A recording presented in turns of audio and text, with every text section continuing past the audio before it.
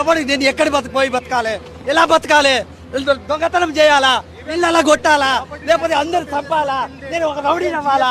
ఏమవ్వాలి? నాది నాది కొట్ట చేసి ఎవరు చేయాలి? ఎట్లా చేయాలి?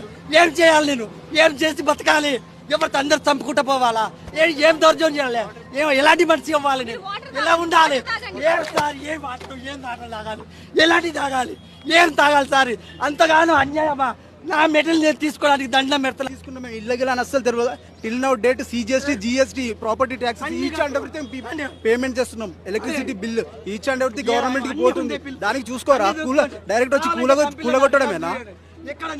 లీగల్ అగ్రిమెంట్ చూపిస్తేనే మేము తీసుకున్నాం. ఇల్లీగల్ అయితే మా అసలు తీసుకునే పోతున్నాం. Even 1 CR 2 CR investment machines ఉన్నాయి. ఎవరు రెస్పాన్సిబుల్? గవర్నమెంట్ పే చేస్తుందా? రివర్స్ పే చేస్తుందా? ఇప్పుడు డబ్బులు ఎవరు పేరుస్తారు? మీరు ఇప్పుడు కట్టేటోడు మీరు ఇస్తారా? ఎవరు ఇస్తారు? దానికి ఖరీదు ఇచ్చేటోడు ఎవరు ఒప్పుకుంటాడు? ఎవరు ఇస్తారు?